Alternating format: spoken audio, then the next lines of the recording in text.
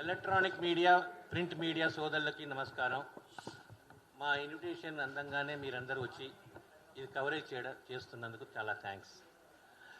ఇక్కడ ముఖ్యంగా మేము మిమ్మల్ని అందరినీ పిలిచి కొన్ని ప్రాబ్లమ్స్, మా మీద ఎలిగేషన్స్ అనుకోండి, మా మీద బార్ అండ్ రెస్టారెంట్ వాళ్ళు కంటిన్యూస్గా ఒక ఏడాది నుంచి రిప్రజెంటేషన్స్ గవర్నమెంట్కి ఇచ్చి మీడియా ద్వారా వాళ్ళకి ఉన్న బాధలు చెప్పుకుంటూ నష్టపోతున్నాము, బికాజ్ ఆఫ్ వైన్ షాపుల మూలంగానే మాకు నష్టం పోతున్నాయి అని చెప్పారు. దానికి బేసిక్గా మేము క్లారిఫికేషన్ ఇవ్వడానికి ఈ రోజున మేము అందరం వచ్చి కూర్చున్నాం. నా పక్కన ఉన్న సెక్రటరీ గారు Ramachandra Reddy, treasurer Subhash, vice president వీళ్ళందరం కలిసి వచ్చాము ఈ రోజున. ముఖ్యంగా వాళ్ళు చేస్తున్న point timings. First point timings మాకు మొదటి నుంచి 11 o'clock ఉండేది. మధ్యలో ఒక 2 years 10 PM పెట్టారు. దాని తర్వాత మళ్ళీ 11కి చేశారు. అది కంటిన్యూ అవుతుంది. అది ఓన్లీ సిటీ వరకే చేశారు. తర్వాత బార్లకి 12 దాకా ఉండేది, 11 దాకా ఉండేది, దాన్ని 12 చేశారు. తర్వాత సిటీకి 1 o'clock దాకా చేశారు. వీకెండ్స్కి వాళ్ళకి పెంచారు. మాకు యాజ్ ఇట్ ఈస్గా ముందర ఎట్లా ఉండేదో అంతే టైం 11 o'clock పెట్టారు. మేము దీన్ని ఒక క్లారిఫికేషన్ ఇవ్వాలనుకుంటున్నాం. రెండోది, ఎక్కడైతే మధ్యలో అంటే లైసెన్స్ పీరియడ్లో మాకు ఇచ్చిన పర్సంటేజ్ ఆఫ్ కమిషన్, అంటే మాకు ఇచ్చే రెవెన్యూ కమిషన్ కానీ లేకపోతే ఇంకోటి ఏదైనా కూడా పాలసీలో ఎలా అయితే ఉన్నదో ఆ విధంగానే కంటిన్యూ చేయాలి. మాకు ఇచ్చే లైసెన్స్ పీరియడ్ 2 years. ఈ 2 yearsలో ఇచ్చిన గైడ్లైన్స్, రూల్స్ ప్రకారంగా మాకు ఇస్తారు. అయినా మధ్యలో పోయినసారి బార్ వాళ్ళకి 90 ml, 180 ml, 375 ml అంటే డిప్పు, క్వార్టరు, ఆఫ్ కూడా వాళ్ళకి అమ్ముకోవడానికి పర్మిషన్స్ ఇచ్చారు. అంటే బేసిక్గా మాకు ఉన్న లైసెన్స్లో అమ్ముకోవాల్సినది మమ్మల్ని, మా షేర్ని మళ్ళీ వాళ్ళకి అమ్ముకునేటట్టు చేశారు. అంటే మేము నష్టపోయాం. అంటే ఆల్మోస్ట్ లైక్ 10 to 20% సేల్ ఉన్నదాన్ని వాళ్ళకు కూడా వెళ్ళిపోయింది. అయినా కూడా మేము ఎక్కడా వ్యతిరేకించలేదు, ఎందుకంటే గవర్నమెంట్ పాలసీ రెవెన్యూ మ్యాటర్స్. వాళ్ళకి ఇచ్చిన తర్వాత వాళ్ళు ఆ టైమింగ్స్ని అడ్వాంటేజ్ తీసుకొని మమ్మల్ని, మాకు టైమింగ్స్ ఇంకా తగ్గించమంటున్నాం. వీళ్ళు పార్సల్ సర్వీస్ చేయడం మొదలుపెట్టారు. ఎంఆర్పి రేట్లలో వాళ్ళు అమ్మడం మొదలుపెట్టి ఎక్కడైతే బార్లు కనుక ఉన్నాయో వాటికి మేము ఏదైతే రేటు ఎంఆర్పి ఫిక్స్ చేసిన గవర్నమెంట్ రేటుకి వాళ్ళు పార్సల్ చేస్తున్నారు. అంటే వాళ్ళు ఇల్లీగల్గా మా కన్జ్యూమర్ ఎవరైనా వస్తే వాడికి ఓపెన్ చేసి పెగ్ మెజర్లో ఇవ్వాల్సినది పోయి బాటిల్గా అమ్ముతున్నారు. సో ఇది వాళ్ళు ఈ రీటైల్ అమ్మకూడదు వాళ్ళని. రీటైల్ అవుట్లెట్స్ మాది A4, వాళ్ళు B2, వాళ్ళది ఓన్లీ బార్ ఓపెన్ చేసి సర్వ్ చేయాలి. అటువంటిది పార్సల్స్ అమ్మడం మొదలుపెట్టారు. దానికి కూడా గవర్నమెంట్ స్ట్రిక్ట్గా యాక్షన్ తీసుకొని ఉంటే ఈ ప్రాబ్లం ఉండేది కాదు. ఇంకోటి, వాళ్ళకి restaurant and bar and restaurant కాదు, రెస్టారెంట్ ఉంటే బార్ లైసెన్స్ వస్తుంది వాళ్ళకి. ఎందుకంటే గవర్నమెంట్ పాలసీలో is a additional added advantage for the restaurant. ఉత్తి ఫుడ్ ఒకటే కాదు, బార్ కూడా ఉంటే లిక్కర్ తాగడానికి అవకాశం అని వాళ్ళకి లైసెన్స్ ఇచ్చారు. ఇప్పుడు ఇక్కడ ఏమవుతుందంటే ఉన్న బార్లు ఏమైనా కూడా ఓన్లీ రెస్టారెంట్ మానేసి ఉత్తి బార్ ఒకటే పెడుతున్నారు. ఆ బార్ మూలంగా ఫుడ్ లేకుండా ఉండేసరికి కస్టమర్స్ ఫుడ్కి ప్రిఫర్ చేసేవాళ్ళు బార్లకు వెళ్ళటలేదు. దానికన్నా వెళ్ళి పర్మిట్ రూమ్లో సేమ్ ప్రైస్ తోటి దొరికి ఎంఆర్పి రేట్లతోటి కొనుక్కొని అక్కడ దొరికే ఏదో చిన్న ఫుడ్, ఏదైనా రెడీమేడ్ ఫుడ్ ఉన్నది తిని హ్యాపీ అవుతున్నారు. మూలంగా పర్మిట్ రూమ్ మూలంగా మాకు నష్టం వస్తుందన్న చెప్పడం కూడా తప్పే. ఈ విధంగా ఇంకోటి ఏంటంటే బార్, ఇప్పుడు మనం చూస్తున్నాం సిటీలో కొత్త రెస్టారెంట్స్ విత్ బార్స్ వస్తున్నాయి, ఎన్నో ఓపెన్ అవుతున్నాయి, ఎంతో ఇన్వెస్ట్ చేస్తున్నారు బార్ల మీద. అంటే వాళ్ళందరూ నష్టపోతారని కాదు కదా, వాళ్ళు కూడా ఫుడ్ మీద ఎక్కువ కాన్సన్ట్రేట్ చేసి లిక్కర్ మీద తక్కువ కాన్సన్ట్రేట్ చేసి వాళ్ళకి సర్వ్ చేస్తున్నారు. కనుక వాళ్ళకి ఎప్పుడు కూడా ప్రాఫిటబిలిటీ బిజినెసే ఉంది. మాకు గవర్నమెంట్కి రెవెన్యూ మేమెంత ఇస్తున్నాము, వాళ్ళు ఎంత ఇస్తున్నాము అనేది కూడా కంపేర్ చేయాలి, చూడాలి. కంపేరింగ్ చేసేటప్పుడు ఇట్స్ ఎ వెరీ డిఫికల్ట్. మేము చేసే 1:50 అప్లికేషన్స్ మా టెండర్లో వేస్తాం. మాకు 2 years మా లైఫ్ పీరియడ్. వాళ్ళకి ఎవ్రీ ఇయర్ ఎక్స్టెన్షన్ అవుతూ ఉంటుంది. అంటే ఎవ్రీ ఇయర్ రెన్యువల్ చేసుకుంటున్నారు. రెన్యువల్ చేసుకునే అధికారం వాళ్ళకు ఉన్నది, ఆ పాలసీలో వాళ్ళకి ఇచ్చారు. మాకు రెన్యువల్ లేదు.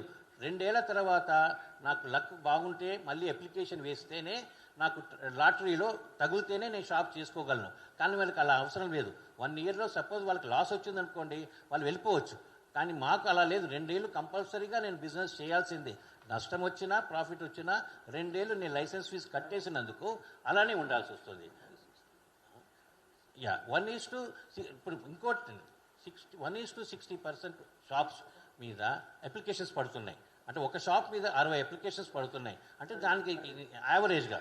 సో అంతే మేము ఆల్మోస్ట్ ఒక మా లైసెన్స్ ఫీజు అంత అమౌంట్ ఒక్కొక్క లైసెన్స్ కడుతున్నాడు. అంటే 1 crore 1,20 lakhs ఒక అప్లికేషన్ వాడి మీద చేస్తాం. అయినా వాడికి నమ్మకం లేదు. లైసెన్స్ వస్తుంది, రాకపోవచ్చు. వాడి ప్రాబబిలిటీస్ తక్కువ. అయినా అందుకని వాడు 60 అప్లికేషన్స్ వేసుకుంటున్నాడు. That's one. ఇంకోటి యావరేజ్గా అన్ని అప్లికేషన్స్ వచ్చాయి. అది దాని తర్వాత వీళ్ళకి ఉన్న అడ్వాంటేజెస్లో ఈ పర్మిట్ రూమ్ ఒకటే వాళ్ళు మెయిన్గా తీసుకొని టైమింగ్స్ మాట్లాడుతున్నారు. ఇట్స్ టోటలీ రాంగ్ అండి. మేము దాన్ని ఖండిస్తున్నాం. గవర్నమెంట్కి కూడా మేము రిప్రజెంటేషన్ నిన్న కమిషనర్ గారికి ఇచ్చాము, రిప్రజెంటేషన్ ఇచ్చాము. మాకు రెవెన్యూ సార్ ఇక్కడ ఒకటి కింద క్లారిఫికేషన్. టోటల్ లిక్కర్ షాప్స్ మా దగ్గర మొత్తం తెలంగాణలో 2620 ఉన్నాయండి. బార్లు 1386 ఉందండి సార్. వైన్ షాప్స్ 2620 ఉన్నాయి. బార్లు 1386 ఉన్నాయి. అయితే టోటల్ రెవెన్యూ పరంగా 85 to 87% వైన్ షాప్ ద్వారా వస్తుంది గవర్నమెంట్ రెవెన్యూ. అదే బార్లకి ఈ 13 to 15% sir. Total revenue of total shops 2620 shops ఉన్నాయి సార్. బార్లు 1386 బార్లున్న సగం షాప్ బార్లున్నా కూడా రెవెన్యూ పరంగా చూస్తే 85 to 87% ఈ రెవెన్యూ పరంగా గవర్నమెంట్కి వైన్ షాప్ ద్వారా వస్తున్నాయి. అంటే లెక్క ప్రకారంగా చూస్తే 50% బార్లు ఉన్నా కూడా రెవెన్యూ పరంగా వైన్ షాప్ ద్వారానే రెవెన్యూ వస్తుంది. అదే బార్లకి 13 to 15% గవర్నమెంట్కి రెవెన్యూ వస్తుంది. సో ఈ పరంగా కూడా గవర్నమెంట్కి రెవెన్యూ ఇచ్చేది మేమే. ఇంకోటి ఎంఆర్పి వైలేషన్ చేయడానికి వీల్లేదు. అదే ఇప్పుడు ఎంఆర్పి రేటు ప్రకారంగానే మేము అమ్మాలి. వాళ్ళ ఎంఆర్పికి వైలేషన్ అనేది ఉండదు. ఎందుకంటే బార్లు ఏ రేట్లో అయినా అమ్ముకోవడానికి వీలుంటుంది. ఇంకోటి బార్లు సెల్ఫ్ ఎంప్లాయ్మెంట్ అండి. వాళ్ళు సొంతంగా బిజినెస్ చేసుకోవడానికి పెట్టుకున్నది. అది సెల్ఫ్గా బిజినెస్ చేసుకుంటున్నారు. బేసిక్గా మేము ఒకటేనండి, ఎనీ బార్ రెస్టారెంట్ చెప్పాం కదా. అయితే ఇక్కడ ఎనీ బార్ అప్లికేషన్ పెట్టుకునేటప్పుడు అతనికి రెస్టారెంట్ ఉండాలి. రెస్టారెంట్ ఉంటేనే బార్ లైసెన్స్ వస్తుంది. అది గవర్నమెంట్లో రూల్ 6లో ఉంది, క్లియర్గా మెన్షన్ చేశారు. విత్ జిఎస్టీతో సహా ఉండాలి. కంపల్సరీ జిఎస్టీ ఉండాలి, కిచెన్ ఉండాలి. దానికి తగ్గట్టు అన్ని ఫార్మాలిటీస్ ఉంటేనే వాళ్ళకి బార్ వస్తుంది. పర్మిషన్ తీసుకున్నాక టోటల్గా కిచెన్ని క్లోజ్ చేసేసి ఓన్లీ బార్లు పెట్టి నడిపిస్తున్నారు. అది టోటల్గా రాంగ్. గవర్నమెంట్ టోటల్గా దీన్ని చెక్ చేసి రెస్టారెంట్స్ ఉండాలి కంపల్సరీగా అనేది యాక్షన్ తీసుకోవాలని మేము కోరుకుంటున్నాం. వాళ్ళు కంపల్సరీగా 100% అది. అందుకని అవి లేవు కనుక వాళ్ళకి నష్టపోతున్నామంటున్నారు. నష్టపోతున్నది మాట వాస్తవం అయితే ఇవన్నీ కూడా కంపల్సరీ అది ఉంటే వాళ్ళకి నష్టం అంటే తక్కువ. ఎందుకంటే బార్కి వెళ్తున్న వాడు ఫుడ్ కూడా దొరుకుతుంది అనే ఉద్దేశంతో వెళ్తున్నాడు. ఉత్తి తాగడం కోసం వెళ్ళడం. ఫుడ్ కూడా ఉంటే హీ షుడ్ బి హ్యాపీగా తినచ్చు అని వెళ్తున్నాడు. దాని తర్వాత కిచెన్స్ కూడా ఎక్కడ కూడా మీరు ఏవి హైజీనిక్ ఉండవు. సో ఈ హైజీనిక్ మూలంగా కూడా చాలామంది కస్టమర్లు ప్రిఫరింగ్ వేరే చోటకి వెళ్ళడానికి, పెద్ద రెస్టారెంట్స్కి వెళ్ళి అక్కడ ఫుడ్ దొరకడానికి వెళ్తారు. ఇది మాకు ఇంకెనీ పాయింట్స్ సార్?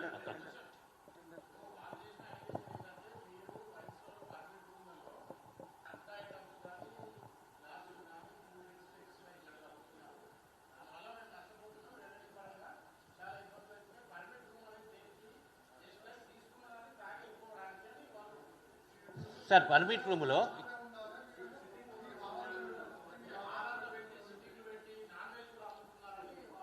సార్ ఇక్కడ 80% ఆఫ్ ది సిటీ షాప్స్లో మీకు పర్మిట్ రూమ్ దొరకవు. సబబ్స్లో ఎక్కడైనా ఉంటాయి. ఇక్కడ పర్మిట్ రూమ్ ఉన్నది కూడా, ఎందుకంటే సిటీలో జాగా దొరకడమే, వైన్ షాప్కే దొరకడం కష్టం. అటువంటిది పర్మిట్ రూమ్కి దొరకడం ఇంకా కష్టం, ఎందుకంటే న్యూసెన్స్ వాల్యూ పక్కన రెంట్లు ఇవ్వరు.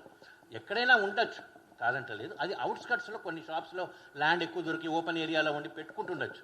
అది that is government will take care.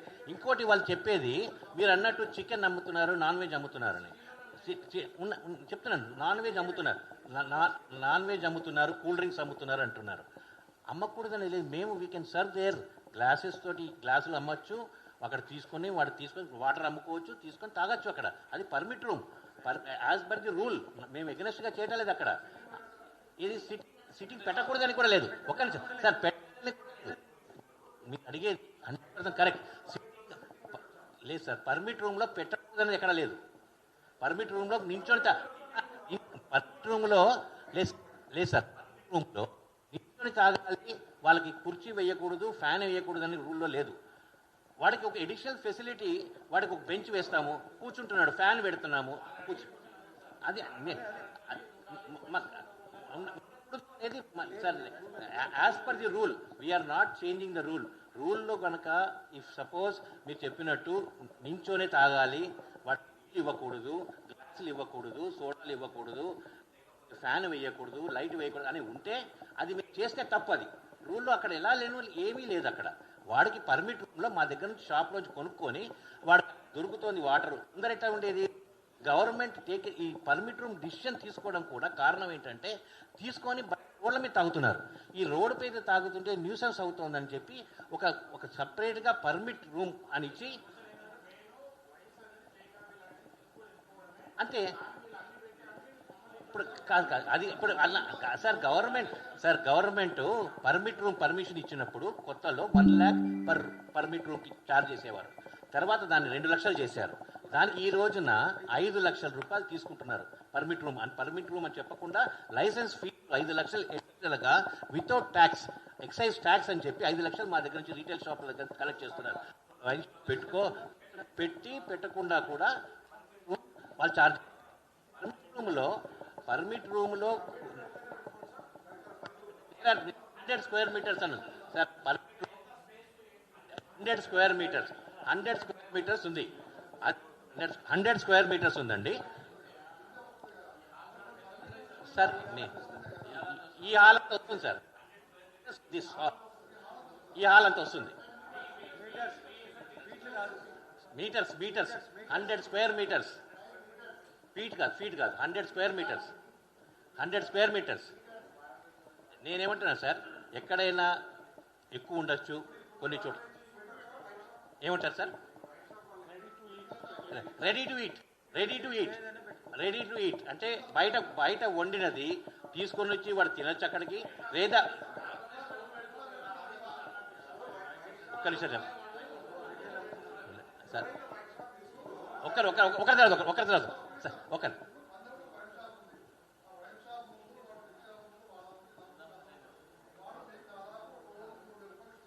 సరే. ఎవరికి ఇస్తున్నారు? Wine shop. ఓకే బయట అమ్ముతున్నాడు కదా సార్, బయట కదా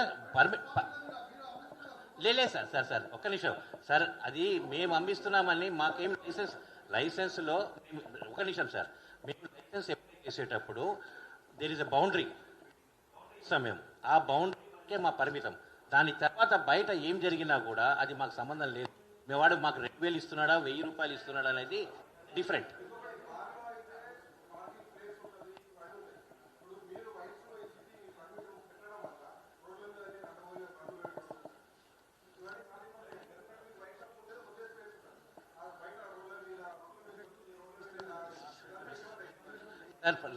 పర్మిట్ రూమ్కి లైసెన్స్ ఇచ్చేది ఎవరికి?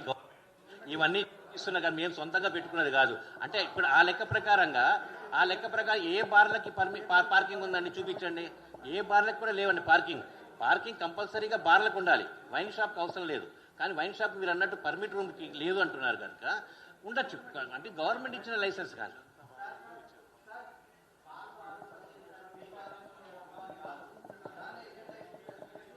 అదే సార్ మా ఎజెండా. బేసిక్లీ మేము చెప్పేది ఏంటంటే, మేము ఏదైతే A4 షాప్స్ నడిపిస్తున్నామో మేము రూల్ ప్రకారంగానే నడిపిస్తున్నాము. గవర్నమెంట్ రూల్స్ ఏదైతే ఇచ్చిందో టైమింగ్స్ ప్రకారంగానే ఇస్తున్నాము, టైమింగ్ ప్రకారంగానే క్లోజ్ చేస్తున్నాము. పర్మిట్ రూములు కూడా గవర్నమెంట్ ఇచ్చిన పర్మిషన్ ప్రకారంగానే నడుపుతున్నాము. బెంచ్ వేయచ్చా, నించోవచ్చా, తాగచ్చా అనేది రూల్లో ఎక్కడా లేదు కనుక దాని మీద మనం మాట్లాడడం కరెక్ట్ కాదు. నేను ఊహించుకుంటాను బెంచ్ వేయకూడదని, నేను వేయను. వేస్తే తప్పేమని లేదు అని చెప్పి డిపార్ట్మెంట్ వాళ్ళు చెప్పాలి, నువ్వు ఎందుకు వేస్తున్నామని. అది ఏం లేదు కనుక మేము కంటిన్యూ చేస్తున్నాం. అదొకటి. దాని తర్వాత టైమింగ్స్ అంటున్నారు. టైమింగ్స్ అనేది 11 గంటల దాకా మాకు మొదటి నుంచి అదే టైం ఉంది, మేము దాన్ని అదే కంటిన్యూ చేయాలని చెప్పి అంటున్నాం. ఇంకో ఎంఆర్పి రేట్లనే మేము అమ్ముతున్నాం. వాళ్ళు పార్సల్స్ ఎక్కువ అమ్ముతున్నారు. వాళ్ళకి ఇచ్చే హాఫ్ పింటు నిబ్ అనేది 11 తర్వాత ఎవరి కస్టమర్ వచ్చినా కూడా మా దగ్గర షాపులు బంద్ అయ్యగానే వాడికి పార్సల్స్ ఇస్తున్నారు. అది చాలా తప్పు కదా. పార్సల్ అమ్మడానికే వీళ్ళు రూల్లో లేనే లేదు.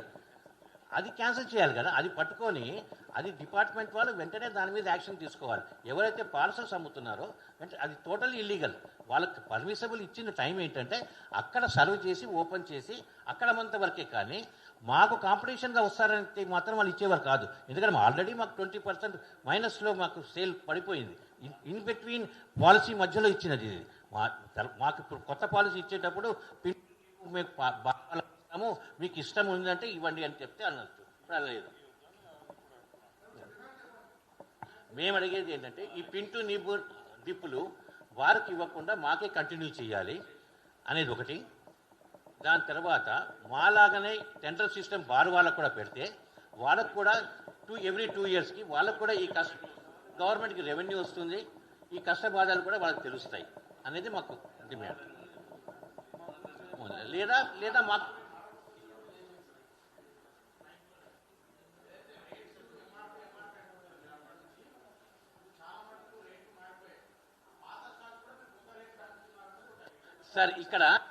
సార్ ఎక్కడ అమ్ముతున్నారు చెప్పండి. మొన్న బీర్ ఒక్కటే కదండి పెరిగింది.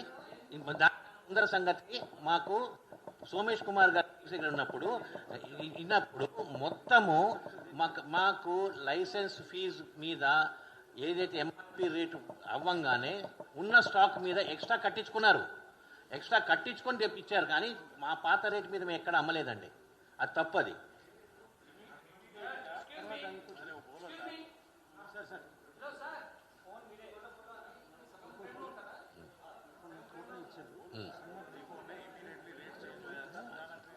అదే చెప్పు సార్.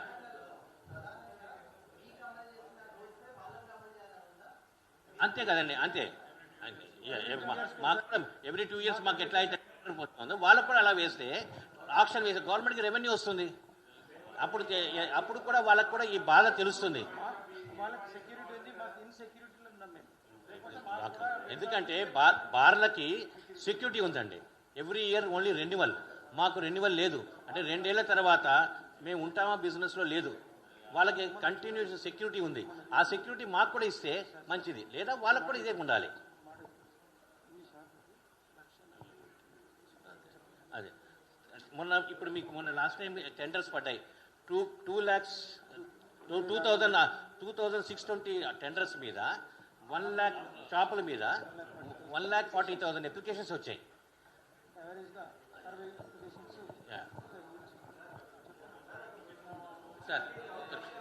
సార్ లేదు. ఓకే.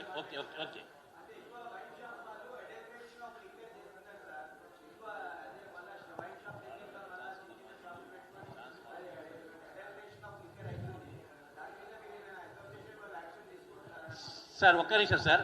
ఇది మాకు తెలిసిన షాప్లో ఉన్న ప్రతి సరుకు మీద చెక్ చేసి వాళ్ళు సీల్ చెక్ చేసిన తర్వాతనే వదులుతున్నారు.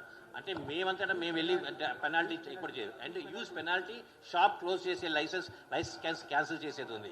అదే మీరు చెప్పిన ప్రకారం అడల్టరేషన్ ఎక్కడ జరుగుతుందండి? మూత విప్పిన తర్వాత దాంట్లో ఉన్న మందు తీసేసి కొత్త మందు వేయడమో లేకపోతే డైల్యూట్ చేయడమో జరుగుతాయి. ఇవి ఎక్కువగా బార్లలో జరుగుతాయి, నాట్ ఆన్ ద వైన్ షాప్స్కి అక్కడ ఛాన్సే లేదు ఓపెన్ చేయడానికి. దానికి అలా అంటే మీరు అడిగిన దానికి నేను అవుట్ ఆఫ్ ది క్వశ్చన్ చెప్తున్నాను, కానీ మాకు ఛాన్స్ లేదు. వైన్ షాప్ చేసి ఎక్కడైనా దొరుకుతున్నాయి.